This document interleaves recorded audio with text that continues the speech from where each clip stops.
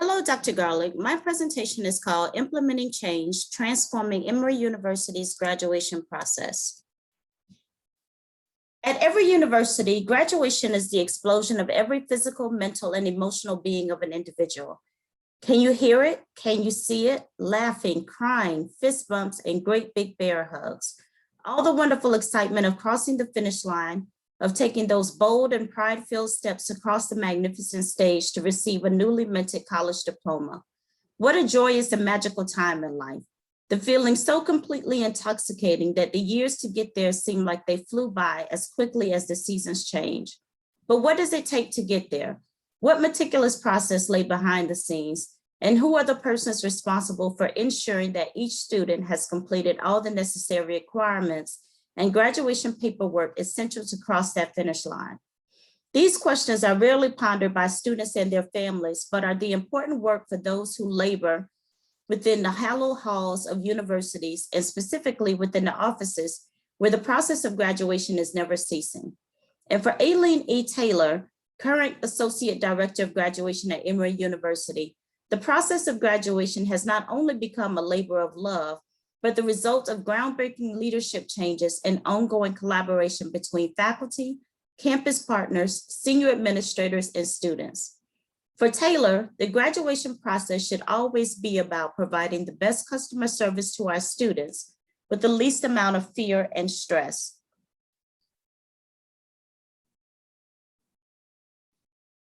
If you are entrusted with bringing about change, you likely possess the knowledge needed to advance the organization, and you might have a plan, but knowledge is not enough.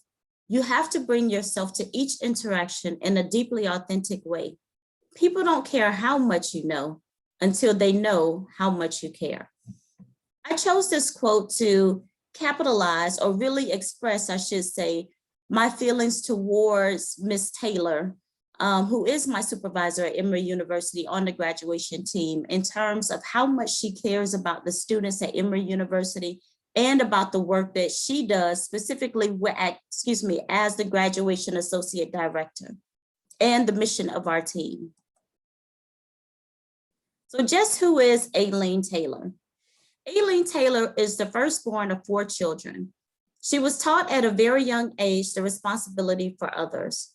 I remember very vividly as the oldest sibling being taught that I was a leader in respect to my order and how to assess my own choices. Aileen grew up in a very traditional home with both parents married and each equally educated with master's degrees. As a faith-based family, one's ethics towards self and others are constantly at the forefront when making decisions and learning to lead with compassion and understanding. Similar to the servant leader theory, Taylor and her siblings were expressly trained to serve first, be attentive to the concerns of others and their followers, empathize with them, nurture them, and empower them.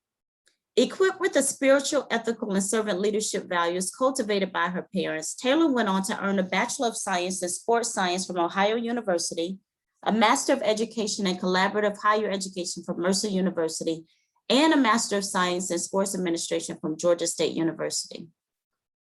In July 2016, with the leadership philosophy she had come to embody, Taylor joined Emory University as the new Assistant Director in Academic Advising. And shortly thereafter, approximately a year and a half later, she was promoted to Associate Director of Graduation due to her groundbreaking leadership changes to Emory College of Arts and Sciences graduation clearance process. So just to give you a little bit of history about Emory University. Emory is located in Atlanta, Georgia, in the tree-lined suburban and semi-affluent Druid Hills community on 600 plus acres. It's known to many Georgia residents as the Ivy League of the South. It's a small private research university that attracts top-tier national and international scholars. It's comprised of 9 academic colleges, 4 undergraduate, and 7 graduate and professional. And between all 9 different academic colleges, the university serves a combined 15,000 plus students. It's ranked as number 21 in national universities, number 25 in best undergraduate teaching, number 23 in best value schools, and number 44 in undergraduate research and creative projects by US News Best Colleges. Emory College of Arts and Sciences, or ECAS as we like to call it, is the largest undergraduate division with a student body of over 5,600 plus students, more than 50 departments and programs, 86 majors, 63 minors, and a renowned 550 member faculty. Emory University is also one of the largest employers in the Metro Atlanta area. In the Metro Atlanta area. It employs over 30,000 people. So again, going back to Emory University graduation, I went back particularly to this screen because even though graduation can seem joyous and everybody is happy and excited, behind the scenes, however, and getting there isn't always what you get in the end. You know, at the end of graduation, like I said, everyone's excited to be there. It's just a joyous occasion, families there. You know, you can't believe that this has finally come to fruition. But again, the process to get there sometimes for most students can be stressful. It can be stressful for those involved. And that's where Ms. Taylor's expertise and her leadership abilities came into play. As a new assistant director in July 2016, Taylor was prepared to take over Emory College of Arts and Sciences graduation clearance operation with vigor and excitement. As a team of one, she was responsible for managing the entire process with the assistance of volunteers from other student-facing departments and senior administrators within the Office for Undergraduate Education. She was also responsible for working closely with the registrar's office, who processed all graduation changes, and working collaboratively with faculty to ensure major and minor requirements were satisfied. What she had not expected, however, was the archaic system that was responsible for ensuring that each student had completed all the necessary requirements and graduation paperwork essential to cross the finish line. Masked as an Emory tradition, students expecting to graduate during any term had to begin the process by downloading the 10-page OUE senior application packet, which included detailed instructions on how to complete the following 6 steps. The first step was to apply for graduation in the student portal, then print a copy of the confirmation page, complete the course completion review form in consultation with an appropriate major or minor department representative, print off your academic advising report, and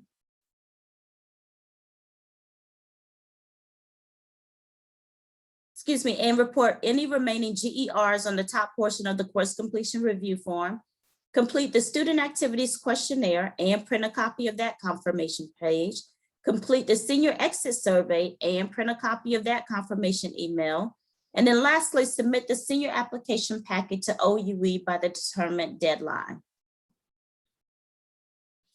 While students were busy completing the aforementioned 6 steps, Taylor worked around the clock sending reminders to all major departments, updates to the registrar's office, and holding advising sessions with students, fielding graduation completion inquiries with the help of the advising team. She also fielded questions from faculty who were confused about their role in the process.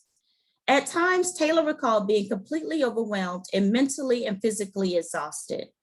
As there were no technological advances to assist with the process and very limited institutional queries to utilize, everything had to be completed manually, including the traditional senior graduation review.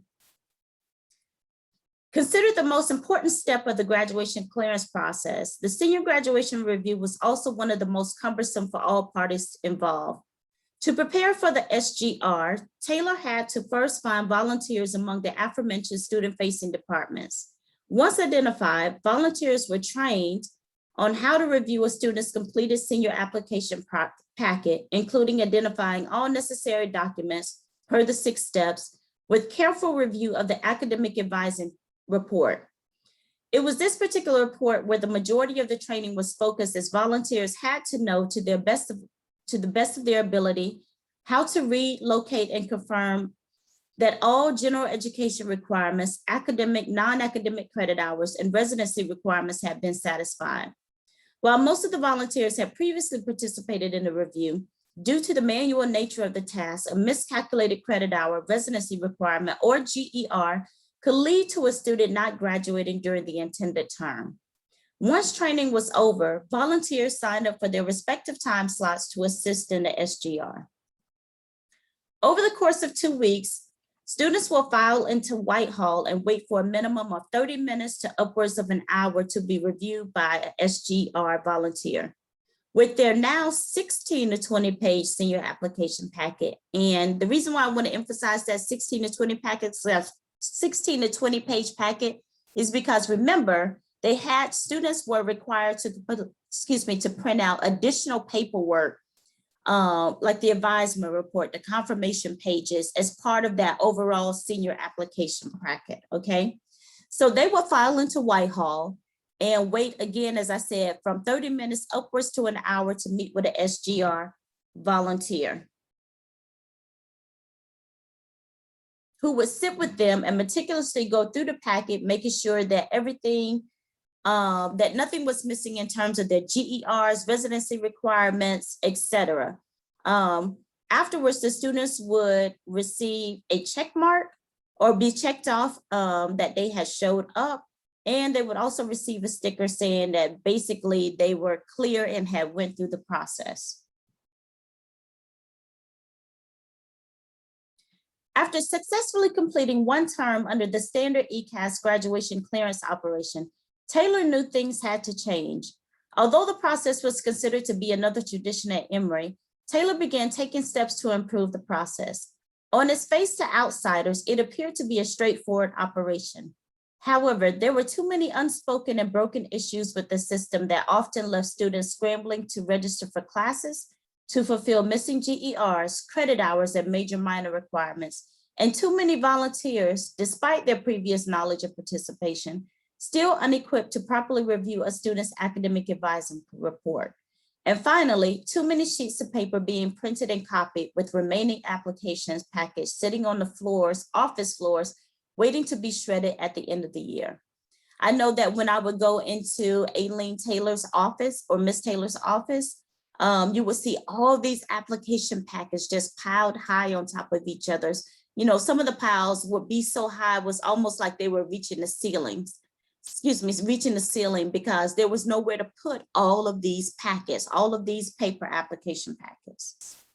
So over the course of the next year, Taylor began putting together a proposal that would aid in reducing these problems, with the main objective to provide better overall customer service to Emory's graduating seniors. Just as it has been said that it takes a village to raise a child, it takes the efforts of a campus to produce a graduate. Through slow and steady commitment, most people at first did not see the value of changing the system. Taylor sought buy-in from all parties, senior administrators, faculty, staff, and students, gaining trust and respect and building strong alliances on both personal and professional levels. Taylor knew that to be viewed as the leader she had come to know within herself, she needed to listen as much as she needed to talk, often noting that too many people fail to realize that real communication goes in both directions. Similar to participative leadership, Taylor understood the value in inviting others to share in the decision-making, obtaining their ideas and opinions, and integrating their suggestions into the decisions. By spring of 2018, through hard work and determination, Taylor succeeded in implementing groundbreaking changes to the ECAS graduation clearance process in the following ways. She performed pre-audits the semester before graduation for all expecting seniors, communicating missing GERs, credit hours, residency, and potential major minor classes, which allows students the ability to register for these missing requirements in a timely fashion so that it wouldn't impede their graduating on time. She also scheduled pre-graduation kickoff meetings with the department so that faculty and department representatives could be trained on their roles and responsibilities in the clearance process, and specifically how to handle the course completion review form, which lessened any confusion on their end and also gave them an opportunity to answer questions. She met monthly with the registrar's office so that each office was kept abreast of any changes while the clearance process was taking place. The biggest and most significant of the changes that she made was moving the paper senior application packet completely online using Qualtrics. And I do want to say here that Ms. Taylor did all of this testing by herself. She is very tech savvy. And so when she decided to implement or put this proposal together, she actually was the one that sat down and reviewed different systems that will work best with the current technology in place at Emory University. But that was a huge one. And by doing it and moving it online, students were able to access the information more quickly. They could access it from anywhere, submit the information when they could. They didn't have to wait in long lines anymore. And most importantly as well, it decreased wasteful printing and copying of applications and shredding of documents. She retired the traditional SGR process, or the senior graduation review process, and just started working strictly with the academic advising team and some limited volunteers as well. Mainly though with the academic advising team, because they were already extremely knowledgeable about how to read the academic advising report, which decreased the number of miscalculations that could potentially happen with a student and could potentially impede them graduating on time. She initiated separate drop-in graduation hours strictly for seniors who needed to meet with an advisor to discuss graduation requirements. And she also created an outreach event called Degree Audits and Donuts, which is very popular.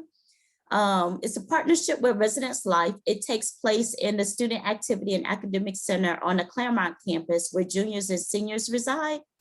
And during that outreach event, seniors could come and again, meet with an advisor in their own spaces, because again, it's on the Claremont campus where they all reside, and have an advisor go over their advisement report and talk about any requirements they be missing, or just give them self-confidence knowing that they have done what they needed to do in terms of taking the courses, fulfilling graduation hours, to provide them a little bit more confidence. And it also gave them an opportunity to socialize with other potential graduates.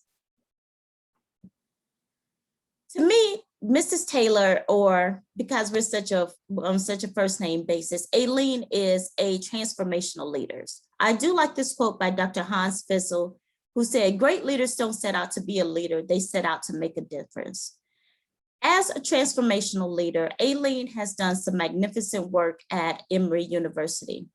As a person with a strong set of internal values and ideas, and effective at motivating others to act in ways that support the greater good rather than their own self-interest, she succeeded in implementing significant and impactful changes that no one else had done in 20 years. As Mary Fontaine stated, the best leaders are those who are active change agents within the transformation process. They're not simply sponsoring it, but they're involved in it deeply and personally, and leading and helping align the whole organization behind whatever the change is. Thank you for joining me, or thank you for allowing me, Dr. Garlick, to turn in my paper and presentation. And I hope that you have a great day.